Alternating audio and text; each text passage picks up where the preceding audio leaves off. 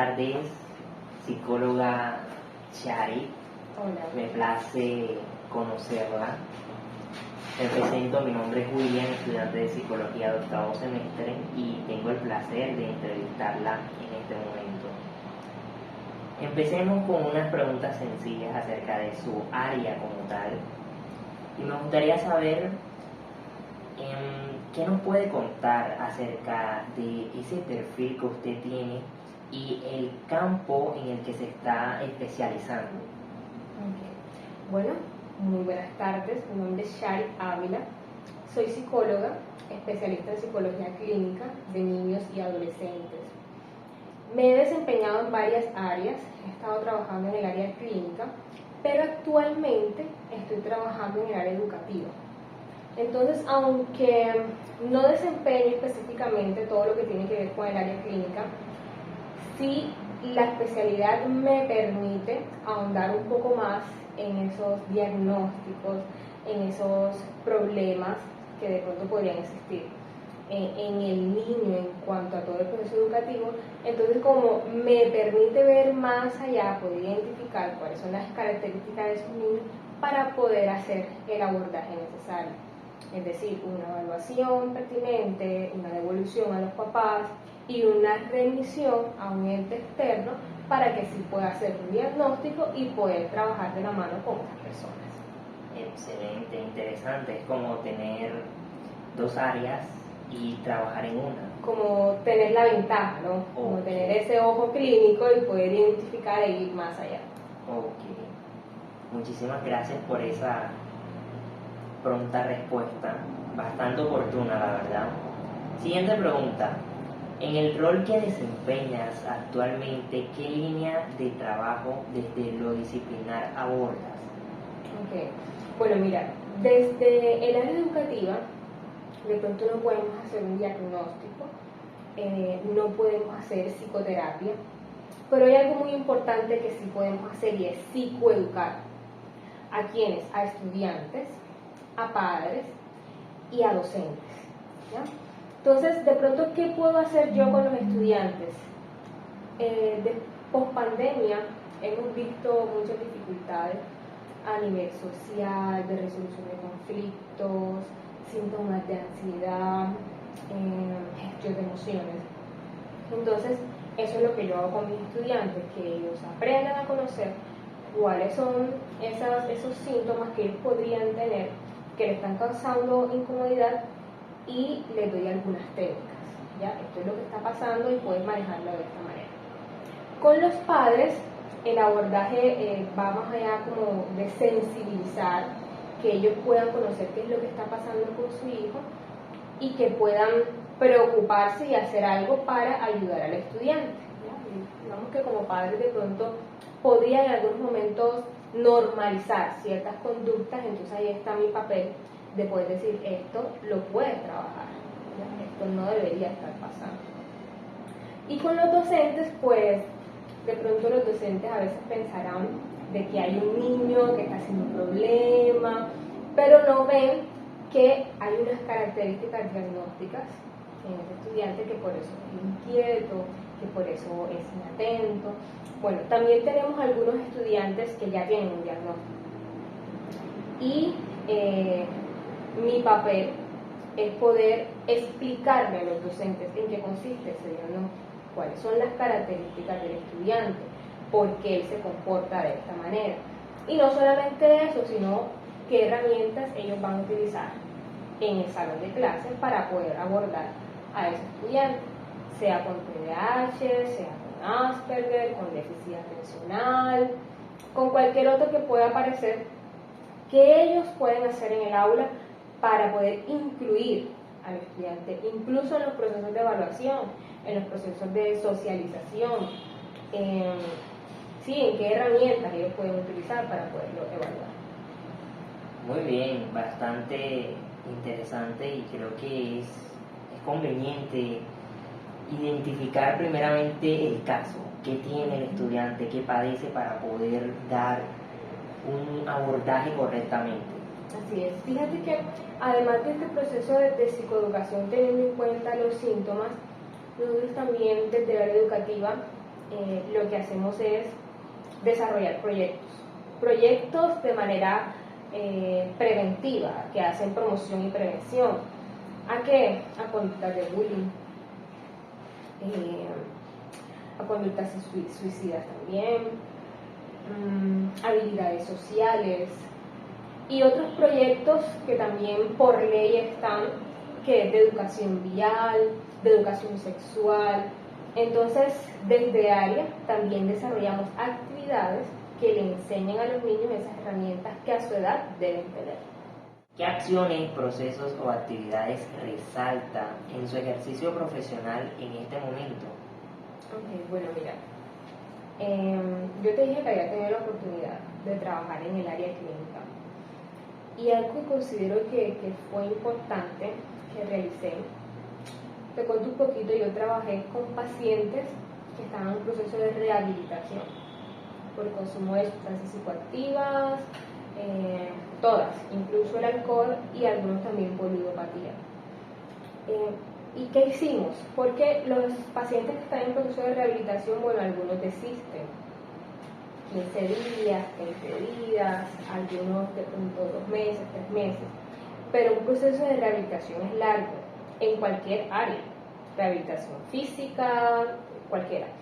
El proceso de rehabilitación psiquiátrica por consumo, pues también es largo, llevaba más o menos 1 año y medio. Entonces, ¿qué quisimos saber?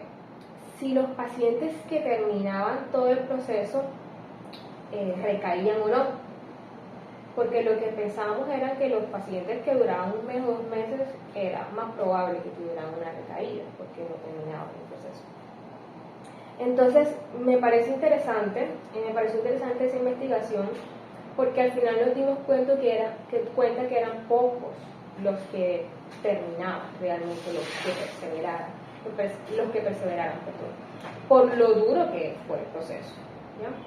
Entonces, esos pacientes que lograban terminar, nosotros teníamos un seguimiento con ellos, cada sábado ellos asistían y hablaban de su proceso de rehabilitación y de qué tan fuertes podían ser y cómo iba su proceso, si habían recaído, sí o no. Entonces, eso nos permitía como llevar un control, ¿ya? Si sí o si no. Y nos dimos cuenta que sí, los pacientes que terminaban el proceso de rehabilitación pues tenían mayor probabilidad de permanecer limpios. Además, porque estaban conectados a una red de apoyo. O sea, no era como que termino y ya.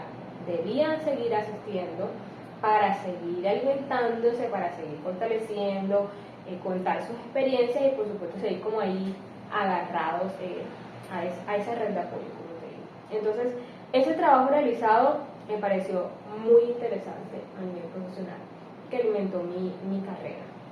Sí, un gran descubrimiento, porque de pronto uno no se da cuenta, hay personas que tienen red de apoyo y aún así desisten, y hay otras que la tienen pero dicen, oye, creo que puedo coger esta ayuda y seguir avanzando, aunque me cueste, aunque de pronto sienta la necesidad de volver a consumir. Aunque sea doloroso, porque también hay unos síntomas físicos fuertes que ellos logran sentir que, bueno, no todos no perseveran y recaen. Okay. Continuamos.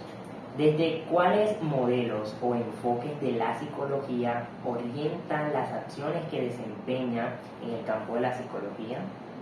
Okay, bueno, mira, yo me voy más por la corriente cognitivo-conductual, enfocada en las terapias de tercera generación, porque son las terapias que muestran que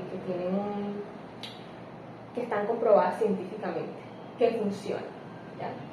Entonces, creo que no me debo de pronto agotar buscando otros recursos donde ya sé que hay una evidencia científica con todas esas terapias. Entonces, yo trabajo con ellas. Me gusta también porque son terapias basadas en el contexto, o sea, no solamente la evidencia, sino el contexto del paciente. Las terapias de tercera generación avanzaron hasta aquí, hasta esta tercera generación, mostrándonos de que no solamente es la modificación de la conducta, sino que el paciente debe sentirse bien, debe tener una buena calidad de vida.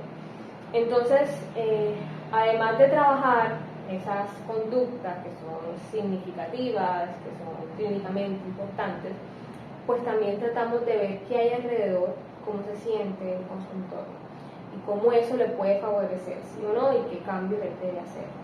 Entonces, ese es mi enfoque cognitivo-conductual. Y bueno, dependiendo de las características del paciente que tiene, entonces yo empiezo a elegir qué tipo de terapias realizar con él. ¿Cómo integra la perspectiva psicosocial desde el modelo o enfoque en su quehacer diario? Bueno, yo podría, o alguien podría decir, psicología educativa y la psicosocial, ¿qué relación tiene? Pues yo trabajo con la primaria y dentro de las características de un niño de primaria está de que son niños muy sociales, ¿ya? Pasan del preescolar, donde son más como individuales, de hecho son niños que no les gusta prestar las cosas, pero ya en la primaria no, en la primaria ellos empiezan a preocuparse por estar dentro del grupo, por socializar con otros niños. Entonces ahí está el enfoque psicosocial, ¿no? La importancia de las relaciones interpersonales en esta edad.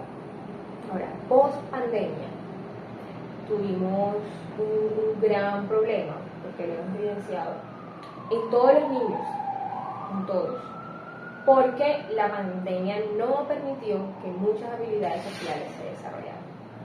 Entonces, al regresar, encontramos muchos conflictos.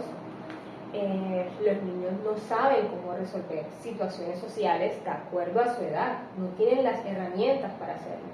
Entonces, en el día a día me encuentro con la responsabilidad de ser mediadora ante muchas situaciones que se presentan a diario.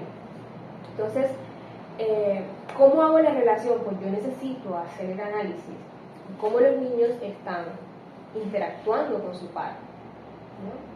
Y qué herramientas ellos necesitan desarrollar, entrenar, porque la pandemia no permitió ese entrenamiento, estaban los niños en casa. Entonces, de esa manera yo hago la relación, es analizar la forma en la que ellos están socializando. Y como te decía anteriormente, a través de los proyectos sociales que tenemos, también entrenamos a los niños. Tenemos 2 proyectos en el colegio donde hacemos esa labor. Hay uno que se llama habilidades sociales y hay otro que se llama prevención del bullying. Entonces, a través de estos 2 hacemos ejercicios de entrenamiento con cosas llamativas, diapositivas, juegos, videos, ¿ya? Muy interactivo para que ellos puedan aprender qué hacer, qué no hacer. Bastante interesante y a la vez es muy importante que esos proyectos se lleven a cabo porque son problemáticas actuales. ¿Cuáles técnicas de abordaje utiliza desde los modelos o enfoques de intervención utilizados en su ejercicio profesional? Okay. Bueno, pensando en estas terapias de tercera generación y pensando en mi población, que son niños pequeños, todavía pequeños, edades de entre 6 a 12 años, me gusta mucho la técnica de modelado y la técnica de entrenamiento en habilidades sociales, porque es lo que estoy viendo. Además, como te decía, no puedo hacer intervención. Entonces yo lo que hago es darle herramienta a ellos de qué hacer, y a través del modelado me funciona muchísimo. Porque, por ejemplo, si necesito enseñar una técnica de mindfulness, que es de respiración, no es solamente decirle al niño qué tiene que hacer, sino cómo él lo va a hacer. Entonces, primero yo lo hago y luego él lo hace. O le puedo mostrar un video interactivo de algún muñequito, algo que le guste, teniendo en cuenta sus intereses, porque bueno, en la entrevista yo me doy cuenta qué es lo que le gusta, y entonces de esa manera empiezo a enseñar lo que él necesite, ¿ya? Cosas que sean llamativas, que sean también parte de la cotidianidad. Por ejemplo, la técnica del semáforo me funciona mucho para el control de las emociones. Un semáforo, si el papá tiene carro, pues es mucho más probable que lo vea, o si tiene moto, porque él va a asociar mucho mejor la información y a entender qué es lo que tiene que hacer. Entonces, técnica de modelado, súper recomendada para que ellos puedan conocer bien cuál es la técnica, sobre todo que la están viendo de un adulto y poderla replicar. Esas son las dos técnicas que más utilizo. Muy bien. Trabaja de manera interdisciplinar y disciplinar. ¿Con qué otras disciplinas trabajan y cómo lo hacen? Bueno, eso lo hago muchísimo. De hecho, en el colegio hay una fonoaudióloga de plantas, ¿no? Entonces trabajo de la mano siempre con fonoaudiología y psicología, ¿no? Incluso tengo mi jefe que es psicóloga con la que también compartimos casos. Si te comento un poquito cómo es el diario vivir, pues los docentes nos remiten los estudiantes y yo lo que hago es una observación en el aula, una entrevista con el estudiante, una entrevista con los padres y una evaluación. Cuando yo hago esa evaluación, permito como ver la vía, ¿no? Y en algunos momentos es necesario que intervenga fonoaudiología, porque de pronto el niño tiene una dificultad en el proceso lectoescritor y yo he identificado que no es más de tipo cognitivo, sino de habilidades que él necesita en ese proceso, o una dificultad articulatoria, ¿no? Que no le permite socializar, que no le permite ser más espontáneo, que puede estar afectando su autoestima. Entonces, la evaluación de fonoaudiología me permite ver un poquito más allá también de cuál es la dificultad y qué el niño necesita. Ahora, tenemos niños que ya tienen un diagnóstico y cuando ya tienen un diagnóstico, entonces lo que hacemos es reunirnos con ese terapeuta que lleva la cabeza de ese proceso externamente. Entonces puede ser un psiquiatra, puede ser un neuropsicólogo también que de pronto ha hecho la evaluación cognitiva y nos puede como perfilar cuál va a ser el proceso, es decir, cuál es el fin, ¿ya? Cuáles son esos objetivos terapéuticos. Y con esos objetivos terapéuticos entonces nosotros decimos, bueno, podemos ayudar desde el área educativa de esta manera. Estas son las herramientas que el niño necesita para el aula, ¿ya? Para ser incluido en la manera de ser evaluado, en la manera de socializar.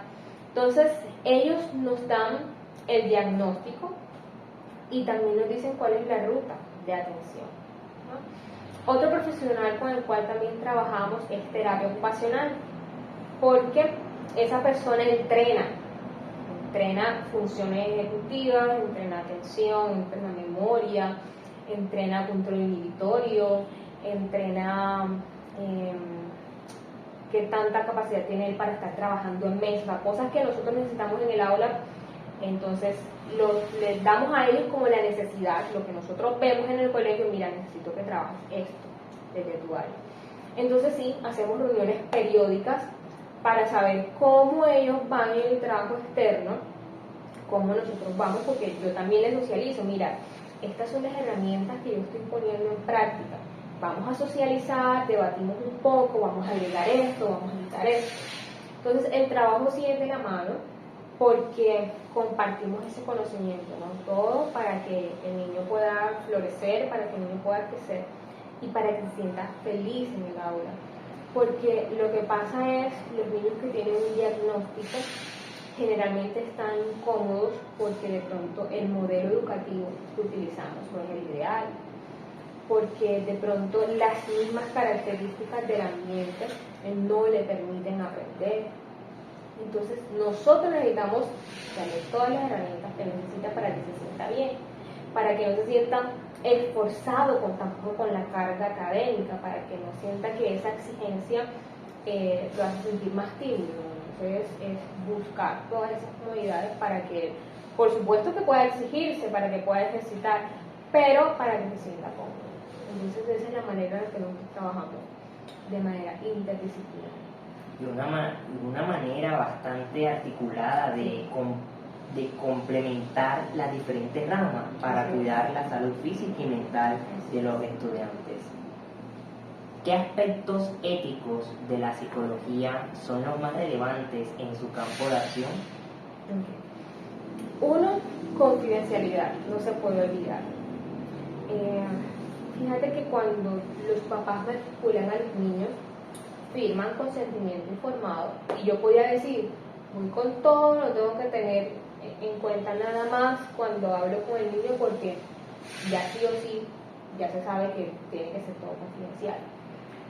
Pero nunca se nos puede olvidar, cada vez que llega un niño a la oficina, de recordarle esto, de la confidencialidad, porque en algún momento él podría sentirse,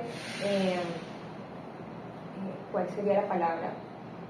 Como, no sé, quizás violentado o abusado, si yo le cuento eso a otra persona, ¿ya? Que serían sus padres. Entonces siempre hay que recordarles que voy a guardar la confidencialidad de lo que él me va a decir, o al menos que él me diga algo que ponga en riesgo su salud o la de terceros. Ya, o sea, que él lo tenga claro, aunque sea un niño pequeñito de 6 años, siempre hay que recordarlo, ¿ya? Porque de pronto va a decir, no, que le cuentas a mi mamá, entonces recuerda lo que te dije al principio, ¿ya? Si se te pasa, si se te vuela ese paso, entonces se va a sentir mal el niño, entonces nunca se puede olvidar. Pasa mucho que tengo que remitir el caso a otras personas, y hay que cuidar la información que le damos, ¿ya?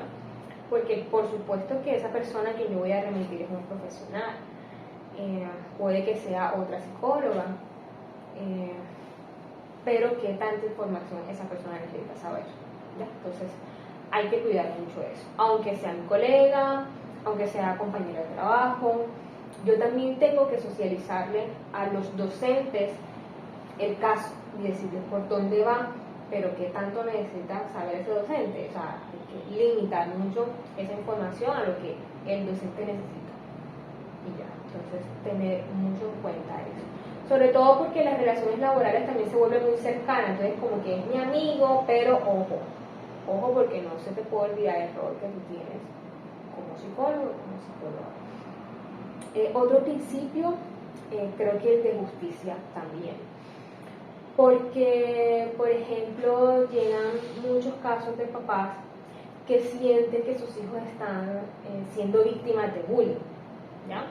Entonces llega el papá que está acusando al otro niño, que otro niño le hizo esto, pero, bueno, esa es la percepción del papá, pero también debemos mirar el otro lado, ¿ya? Entonces, hacer muy bien el análisis para saber qué es lo que está pasando y no quedarnos solamente con la información del padre de familia, que puede ser muy veraz, que puede argumentar, que tiene todas las pruebas, pero no podemos descuidar al otro niño que está siendo atacado, que está siendo señalado, porque también debemos guardar a ese otro niño.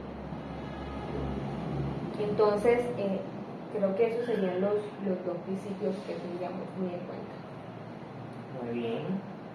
Y por último, ¿qué recomendaría a futuros profesionales de la psicología desde su campo? Okay. Bueno, todos los días están saliendo muchas leyes actualizadas sobre cómo hacer un buen proceso de inclusión. Algunas de esas leyes parece que se contradijeran en algún momento. Entonces, yo creo que hay que estudiar mucho, porque el Ministerio de Educación nos dice que nosotros tenemos que tener en cuenta las herramientas de inclusión, que pueden ser, hay unas que se llaman diseño universal del aprendizaje, que son herramientas, otras que se llama plan individual de ajuste razonable, otra que se llama flexibilización curricular. Entonces, hay que leer mucho sobre eso, ¿ya? Porque si el Ministerio de Educación lo dice y nosotros como profesionales sabemos cuál es la necesidad del estudiante, debemos darle lo que necesita. Y no solamente por una ley, sino porque como psicólogos lo sabemos, ¿no? Pues hay que leer mucho, hay que ser muy minucioso para saber cuáles son las herramientas que debemos utilizar.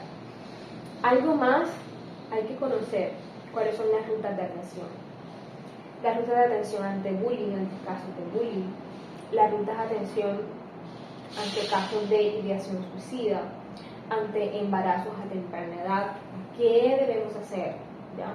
Incluso qué debemos hacer nosotros como mediadores ante situaciones conflictivas que parecen sencillas, pero nosotros debemos cuidar el paso a paso, ¿ya? No saltarnos ninguno de esos pasos.